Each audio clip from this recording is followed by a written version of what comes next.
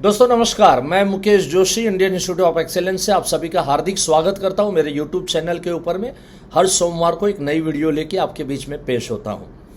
दोस्तों आज का मेरा टॉपिक रहेगा बड़ी पॉलिसी बेचने का बड़ा तरीका।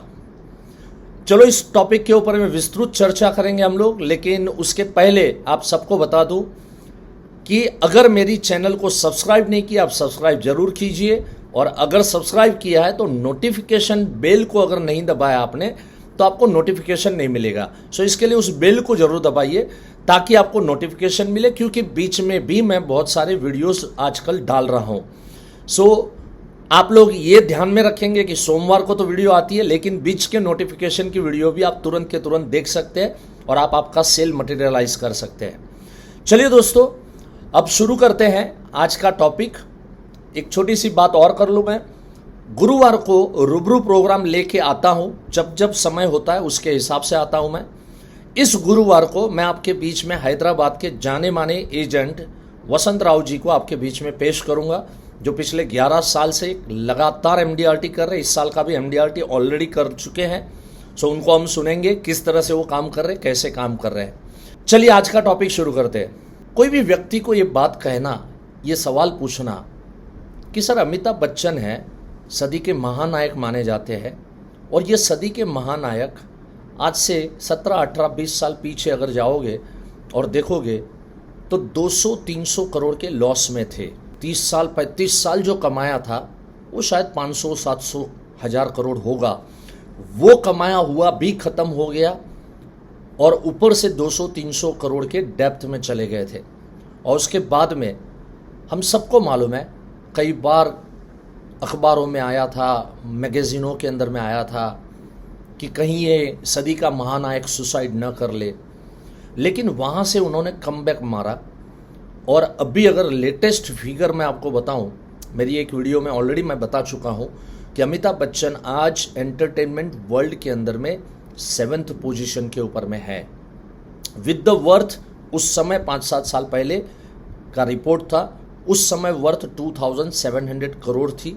अगर एस्टेट के ग्रोथ अगर हम देखें तो कम से कम 3-3.5 हज़ार करोड़ के आज आसामी है। आज सवाल ये उठता है कि कोई आदमी इतना कमाया, सब जीरो कर दिया, माइनस में चला गया और वापस वहाँ से कमबैक करके आज 3,000 करोड़ के मालिक बनना। सवाल ये है कि हमने कमाई हुई संपत्ति, हमने कमाया हुआ पैसा, हमने बचाया हुआ पैसा, हो सकता है हमारे एक गलत फैसले की वजह से सब खत्म हो जाए, सारा नष्ट हो जाए। लेकिन अगर हम में दम है, अगर हम जिंदा है, तो हम दोबारा उससे कई गुना संपत्ति हम पैदा कर सकते हैं। किसी के भी जीवन के अंदर में सबसे इम्पोर्टेंट जो चीज़ होती है संपत्ति, और वो सबसे भी इम्पोर्टेंट चीज़ होती है उस व्यक्ति की जान, उस व्यक्ति की जिंदगी। अगर लाइफ है, इसके लिए कहा जाता है ना कि सर सलामत तो पगड़िया बहुत। लेकिन अगर सर सलामत नहीं रहा तो उस समय पे जरा आप सोचिए कि हमारे परिवार का कितना बड़ा लॉस हो सकता है। सोच लीजिए कि उस समय पे आज 200-300 करोड़ के डेप्थ में थे, उस समय पे शायद किसी ने कुछ किया होता या बच्चन साहब ने खुद के साथ कुछ किया होता। No doubt he is a strong person, बहुत ही स्ट्रॉन्ग बैकग्राउंड से, फैमिली बैकग्राउंड से आया हुआ इंसान है। हरिवंश राय बच्चन जी ने कविता लिखी हुई है, अनेकों कविता लिखी है कि जीवन में कभी हार नहीं मानना चाहिए। तो ऐसे एक अच्छे घराने से आए थे, वो कमबैक किए। लेकिन अगर कोई कमज़ोर दिल का इंसान होता और अगर वो सुसाइड कर लिया होता तो आज वो 3,000 करोड़ की संपत्ति के मालिक नहीं होते। यहाँ पर मैं आपको ये कहना चाहता हूँ कि जान कितनी इम्पॉर्टेंट है, लाइफ कितनी इम्पॉर्टेंट है। और इसीलिए ज़रा सोच के देखिए, संपत्ति का बीमा हम लेते हैं लेकिन लाइफ इंश्योरेंस का बीमा हम लेने के लिए कतराते हैं। अगर संपत्ति बिक गई तो उसका इंश्योरेंस का मालिक भी तो कोई और हो जाएगा ना, मालिक ही बदल गया तो इंश्योरेंस पॉलिसी भी उस मालिक की हो जाएगी। लेकिन अगर हम लाइफ इंश्योरेंस पॉलिसी लेते हैं और भगवान न करे, खुदा न खास्ता 100 साल की उम्र मिले सभी को, लेकिन फिर भी अगर कुछ होता है तो ज़रा सोच के देखिए कि वो संपत्ति के मालिक कौन बनेंगे, वो बीमा जो पैसा मिलेगा वो किसको मिलेगा, अपने परिवार को मिलेगा। और सोचिए कि अगर हमारे एब्सेंस में करोड़ों की संपत्ति छोड़ के भी अगर हम जाएंगे ना, लेकिन लिक्विड कैश लाइफ इंश्योरेंस के अलावा और कोई नहीं दे सकता।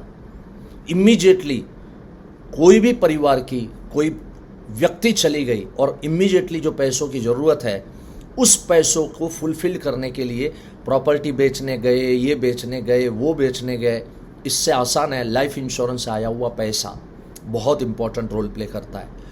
सो कभी भी किसी की भी लाइफ जो है वो कितनी इंपॉर्टेंट है, इस किस्से को हम समझा सकते हैं। जो बात मैंने अभी आपको बताई, इसको मैं कहता हूँ इंटेलेक्चुअल प्रॉपर्टी। हमारे पास जो इंटेलेक्चुअल प्रॉपर्टी है, जिस इंटेलेक्चुअलिटी के हम असामी हैं, वो इंटेलेक्चुअलिटी का भी इंश्योरेंस होना चाहिए।